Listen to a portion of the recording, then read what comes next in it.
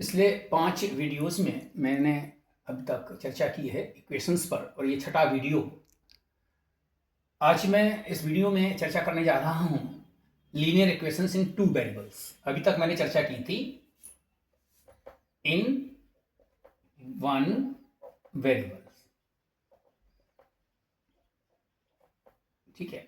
ये हमने चर्चा की थी आपसे, जिसमें कि मैंने बताया था कि x + 3 इक्वल्स टू अगर 6 है so x will be equals to 6 - 3, so it will be x equals to 3। और कुछ हमने डिफरेंट क्वेश्चंस लिए थे और इसके बारे में और कुछ जानने के लिए आप हमारे 1 to 5 वीडियोस पर जा सकते हैं जो कि इक्वेशन से रिलेटेड होंगे। अब मैं बात कर रहा हूं लीनियर इक्वेशंस इन 2 वेरिएबल्स।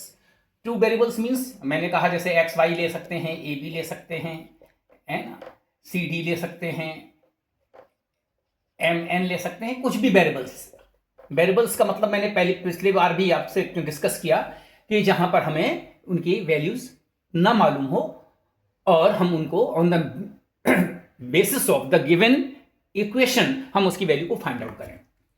तो we have 2 stages, we have 2 parameters to find out the equations, values find out करने के। एक एलिमिनेशन मेथड होता है और एक सब्स्टिट्यूशन मेथड होता है।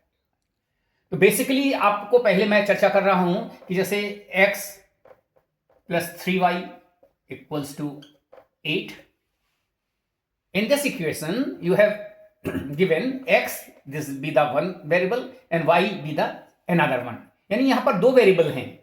x + 3y = 8 है, यहां पर आप देख सकते हैं 2a, अगर प्लस b = 6 है, यहां पर a और b 2 वेरिएबल हैं। तो ये जो this type of given equations is known as linear equations in 2 variables. अब इनको सॉल्व करने के लिए in general we should have 2 equations, लेकिन कभी कभी ऐसा भी हो सकता है, suppose given a + 2b =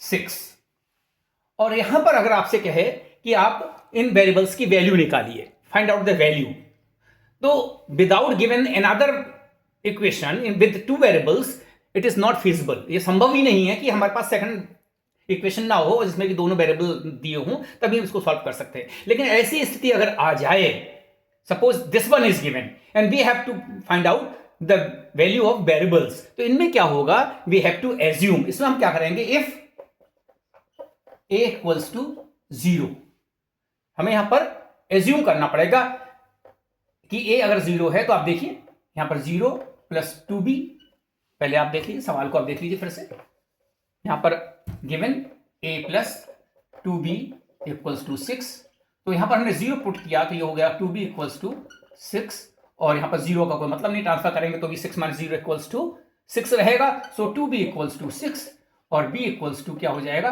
6/2 that is 3। तो एक पेयर बन रहा है कि a = 0 देन b = 3, ठीक है। So this be the value. अगर हम यहां पर a = 1 रख दें, a = 1, इफ a = 1 तो आप देखें a + 2b = 6, so it will B 1 + 2b = 6, 2b = 6 - 1, so 2b = 5 और b = 5/2। तो यहां पर क्या मिल रहा है, a = 1 देन b = 5/2। इसी तरह अगर आप देखें इसमें, अगर हम यहां पर a = 3 रख दें तो you should have that idea, जब यहां 3 रखेंगे सो 3 व्हेन यू ट्रांसलेट दिस तो 2b = हो जाएगा 6 - 3, सो b = 3 एंड b = 3/2। तो यहां पर क्या हो गया, a = 3 और b = 3/2।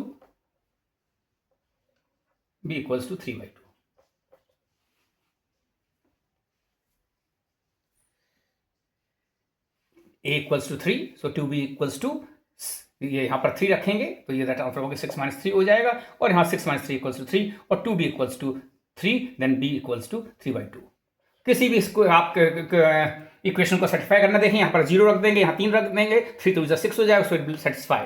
व्हेन आप यहाँ पर अगर रखेंगे 1 रखेंगे और यहाँ पर 5/2 रखेंगे तो 2 into 5/2, ये यहाँ से 2 कर कैंसिल हो जाएगा, 5 आएगा तो 1 + 5 = 6 हो जाएगा। When you put a = 3, so you will get 3 plus यहाँ पर रख देंगे 2 into 3/2 b की वैल्यू, ये हो जाएगा और ये हो जाएगा 3 + 3 = 6। So this be the way out कि अगर आपको एक ही इक्वेशन दिया हुआ है और that is given in 2 variables, तो और अगर second equation is not given तो आपको क्या करना है कि आपको इस तरीके से सॉल्व को कंडीशनली है, ये कंडीशन है कि a = 0 then b = 3 if another equation is not given. और विद 2 वेरिएबल्स में अगर आप देखेंगे तो हम आपसे चर्चा करेंगे। मैं आपको एक प्रश्न छोड़ता हूं यहां पर, अगर इस मेथड से जाएंगे तो अगर मान लीजिए दिया हुआ है 2x + 3y =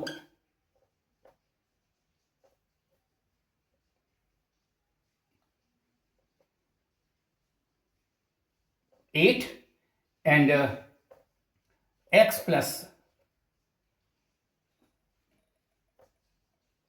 5y =